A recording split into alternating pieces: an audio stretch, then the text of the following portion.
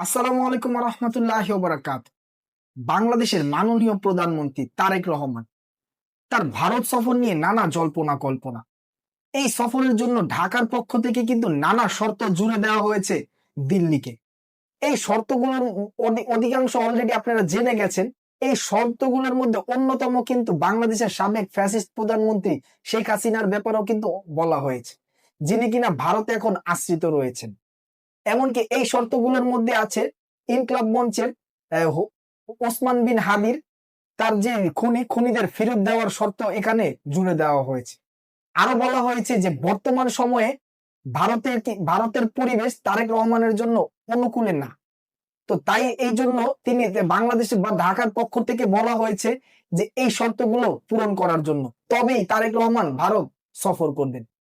এরই মধ্যে ভারতের সাবেক পররাষ্ট্র সচিব কানওয়াল সিবাল তিনি মন্তব্য করেছেন যে তারেক রহমান যে গর্ত করেছেন এই গর্ত থেকে আর বের হতে পারবেন না।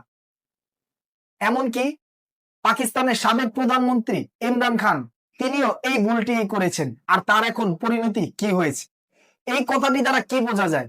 এই কথাটি দ্বারা তিনি বাংলাদেশের প্রধানমন্ত্রীকে একটি থ্রেট দিয়েছেন। সংবাদটি ফেস দ্য পিপল ইউটিউব চ্যানেলে কিছুক্ষণ আগে নিশ্চিত করা হয়েছে যে ভারতের সাবেক পররাষ্ট্র সচিব এই মন্তব্যটি করেছেন। তিনি বলেছেন যে তিনি সহজ ভাষায় বলা যায় যে বলেছেন যে তারেক রহমান নিজের জন্য নিজের গর্ত নিজেই করছেন। এই থ্রেট এখন আর বাংলাদেশের মানুষ ভয় পায় না। বাংলাদেশের মানুষ এখন শত্রুদের চোখে চোখ রাঙিয়ে কথা বলতে পারে। আর এই পথ দেখিয়ে যাচ্ছেন বাংলাদেশের প্রধানমন্ত্রী তারেক রহমান। আপনারা এই যে ভারতের বর্ডারে যে ঘটনাগুলো ঘটছে গত কয়েক মাসে, এগুলো আপনারা দেখতে পারেন। যেমন ভারত থেকে কত মুসলমানদেরকে জোর করে ধরে এনে বাংলাদেশে পুশিং করার চেষ্টা করছে, কিন্তু বাংলাদেশের জনতার জন্য বর্ডার গার্ড বাংলাদেশ বা বিজেপির জন্য তাদের জন্য কিন্তু সেগুলো হয়ে হচ্ছে না। আচ্ছা, বাংলাদেশের জনতার কথা বাদ দেন, এই যে বর্ডার গার্ড বাংলাদেশ কার নির্দেশনায় এগুলো বাধা দিচ্ছে? অবশ্যই তো সরকারের নির্দেশনায়, রাষ্ট্রের নির্দেশনায় তো এগুলো বাধা দিচ্ছে। এগুলোতে তাদের মাথা নষ্ট হয়ে গেছে। বাংলাদেশের সরকার এখন বাংলাদেশের স্বার্থেই কাজ করবে। বাংলাদেশের সরকারের কাছে সর্বপ্রথম প্রাধান্য হলো এখন বাংলাদেশ, যার পরিপ্রেক্ষিতে কিন্তু বাংলাদেশের স্লোগান এখন সবার আগে বাংলাদেশ। এই স্লোগানের নীতিতেই বাংলাদেশ এগিয়ে যাচ্ছে। বাংলাদেশের যদি স্বার্থ হয় তাহলে বাংলাদেশ সেখানে বাংলাদেশের প্রধানমন্ত্রী মাননীয় প্রধানমন্ত্রী তারেক রহমান দিল্লি সফরে যাবেন, ভারত সফরে যাবেন।